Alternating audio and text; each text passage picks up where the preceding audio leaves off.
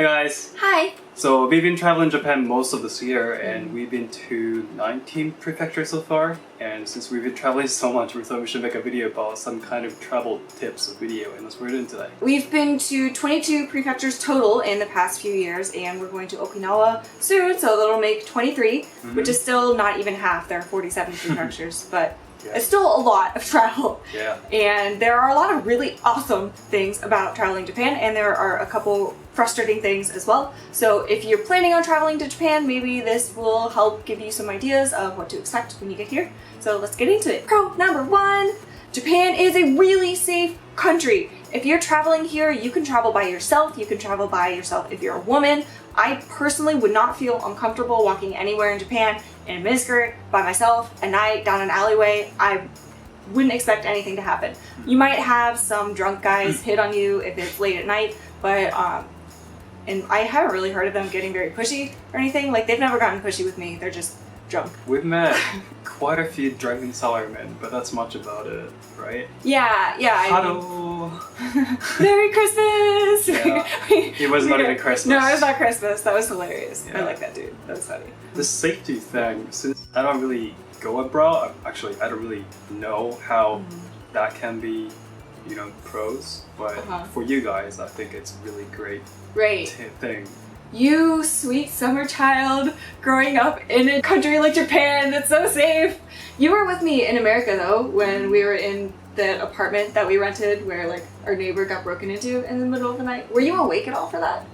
Well, yeah, I got up first. Okay, yeah. So you've experienced scary things in other countries.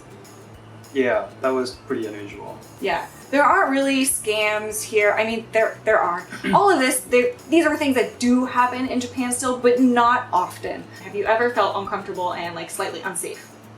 I'm sure there are, but I haven't been to any of those places. Have you ever thought about like, oh, I shouldn't take out my wallet and show people how much money I have because someone might steal it? You mean open my wallet and Yeah. not show it to people? Yeah, like just open it. Not really. I mean, I see signs that says be careful about hitakuri. Hitakuri, so purse snatching. Purse snatching? Yeah, but that I've happens never at heard of night. that happening to someone actually. I know it has to because they have signs for it. Yeah. We've never really been concerned about it. I'm naturally like kind of cautious with my purse and everything. If we're walking around, I'll have like a hand on it in any country. Or I usually wear my like over the shoulders purse, so it's not something someone can easily grab. This is not me, but a lot of people just leave their stuff to keep their seat. Oh yeah, stuff. yeah. I don't because I feel uncomfortable, but I see a lot of people do. Yeah, if you're at a cafe somewhere or like at a mall where there are a lot of tables, people will just put their stuff on the tables. People will leave their purse or their phone on the tables sometimes and just walk away so that they can reserve a table while they go stand in line. Yeah. And there aren't many scams here, really. There aren't a lot of cases. Like some countries, if you go there, there will be someone who will do like a favor for you, but then when it's done, they'll request a tip for you. That doesn't happen here. We don't have tips system really. Again, like this might happen somewhere, but it's not common. Tipping You're is really not gonna be common fine. in Japan No. at all. There are 3 things I can think of as far as scams go. Scams, okay. Kind of. So one is if you have a phone here, it used to be you used to have like a phone email address and you would have random people adding you as a friend. But now it's Line. Everyone uses the app Line. Yeah. And you'll have random people adding you saying, hey, it's been a long time, remember me? And it's like a girl with a really sexy avatar or something. You know what that is. Just don't add them. Like come on. You don't This have is sexy everywhere. girlfriends. You don't have sexy girlfriends. You know you don't. Like, just don't add those random people. We had a friend who actually got their line hacked into, so be careful about your passwords. That sucks. If you're shopping online and especially if you're shopping auction websites like Yahoo Auction or Rakuten Auction, which are really popular here, be careful if it's a really cheap item and it's suspicious, like the pictures all look different or something. It's usually not what you're actually going to receive if you pay for that. So make sure you're like, auctions. Does it happen on eBay and stuff too? Yeah, this is all over America too. This isn't all over exclusive to the world, Japan. just be careful. Right, this is general. probably everywhere, but that's just like a general internet thing, and they do have that here in Japan as well. Personally, I've done auctions a lot, more than a dozen. Yeah. And I've never experienced anything like that. So. Right, but you shop different things. Like he shops expensive knives. Wait. That was just one time. I normally bought things like I use for house, like home stuff. Oh yeah, or home stuff or Furniture, vegetables because and it was things. a lot cheaper. It happens a lot with clothes. If you look at clothes on the Yeah, internet. I was gonna say like Yeah. clothes. So They're a little cheap crap. yeah, just be careful with those. And the third thing I've heard of that you probably won't come across is people calling up elderly people and saying like, yeah, like, hey, I need money, remember me, I'm your family. And this, again, this happens everywhere. It's not like a Japan thing. It's like just a worldwide scam thing. We have ATM at convenience stores, and at right in front of the ATM, it says when you transfer money, be careful. Are you sure you're not scammed? There are signs really? like that. Yeah. Oh, I never saw that. That too. Yeah. So be careful. Yeah. It happens. Right. But be careful. Okay. Also at stations, I've seen signs for like, be careful chikan, which is like pervert or molester. Yeah. Like Japan is infamous for having this reputation of like creepy guys like touching girls on trains or taking pictures of skirts, which is why they have the sound on the cameras here. So if you take a picture with your camera, like with our phone camera, it always makes noise. I still haven't had this happen to me, but this is something that happens to some people sometimes. So if you are a girl and you're like wearing a short skirt, yeah. So subtle, June. Yeah, it makes noise.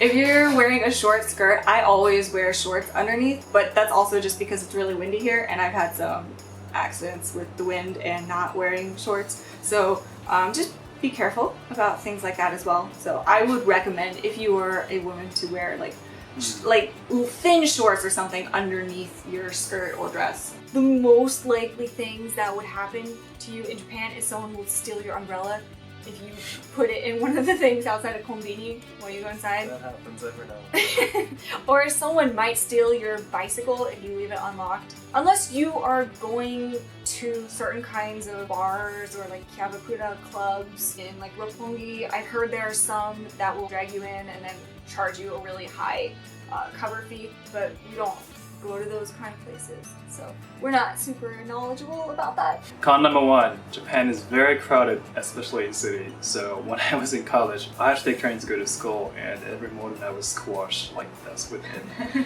Oh, the salaryman and everyone was so packed, and I hated it. Yeah, Japan's not actually a very small island. It's a decent size, but most of it is mountains, and most people just live on the small coastal plain areas, so even though there's a lot of space, everyone's packed into like a couple areas, and that's why these areas are so crowded. Yeah. Like especially Tokyo, if you're there during the holidays and you're at one of the big stations like Shinjuku, I literally would get picked up by the crowd on the train and like carried off the train at the stop, and you can't really, there's nothing you can do about it. You're going with them. And you know, this is one of the biggest tourist destinations in the world for people to travel to, so there are people all over the world coming here. There are people in Japan traveling to other parts of Japan. Kyoto was probably one of the worst places we went for traveling. It was so beautiful and I still love going there, but it was also one of the most disappointing initially, because when you look at pictures of Kyoto or like those really artsy videos that people take, they wait until like people part so they can get a nice shot. Or wake up super early. Or they wake up like super early and they go at special times where there aren't people there. But that's not how it looks like in real life. When you go there, there are thousands of other people there. Just like you. Yeah, just like you, just like us. We're one of them. And so even though these places are like, they should be amazing and magical, you go there and then there's like thousands of other people and hundreds of them have their cameras out taking pictures and videos exactly like us. We are 100% part of the problem, but then it just doesn't feel as magical anymore. So I grew up here, so like I also have been to Kyoto before, and it was not normal to me. I was familiar with it, but if you're from not so crowded areas, then you might be a little bit disappointed. But if not, then you might be okay. But like my wife, she's from not so crowded areas, so. And I just personally prefer non-touristy areas. So there are still a lot of really awesome areas in Japan that aren't crowded yet, especially if they're not as accessible by train. So we've made videos on some of those places before that you can go and it still feels like incredibly beautiful and magical. and you can have like a fantastic time without the huge crowds. And it's kind of weird because by showing you these places, we're going to make them more crowded, so they will end up becoming more touristy.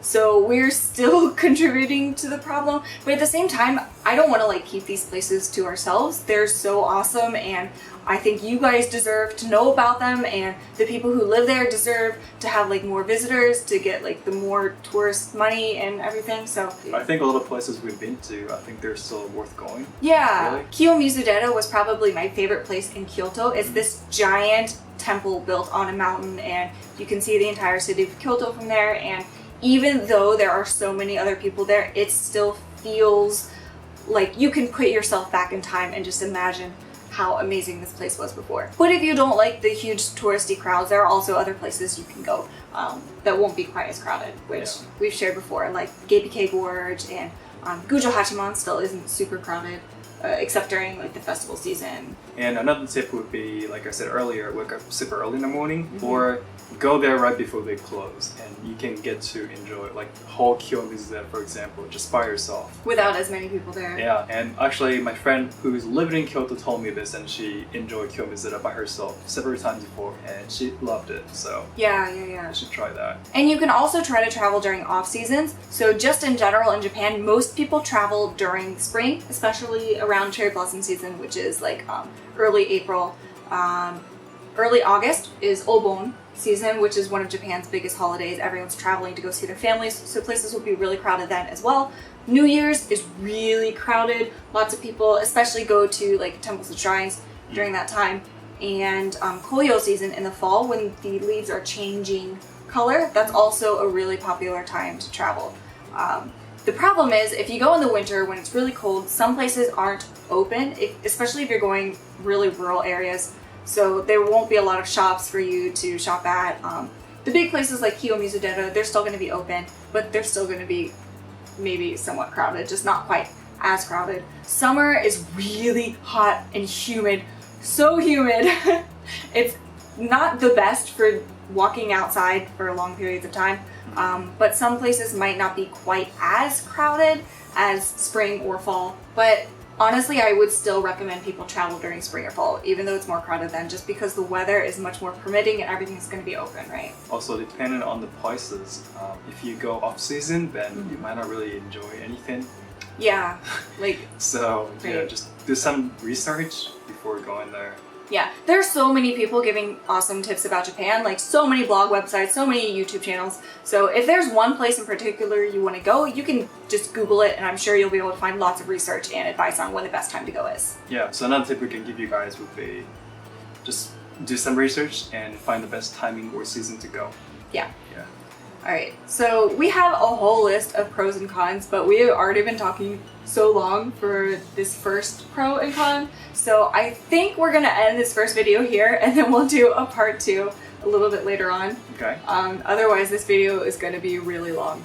Like, as we get older, like, I could just talk forever now, which is, I used to be like, I couldn't talk at all, and I would have been so happy to be me now, but now I'm like, what am I supposed to do? I just went on forever about this. You're becoming grandma. So I'm becoming one of those old people. Fucking old. Back in my day. I'm just gonna be able to talk forever. I'm gonna have grandkids and they're gonna be like, shut up, grandma, stop! Well, I hope this was a little bit helpful for you. If you have any other tips on traveling in Japan, then leave them down in the comments for other people. Otherwise, we'll see you in part 2. Bye! Okay, bye.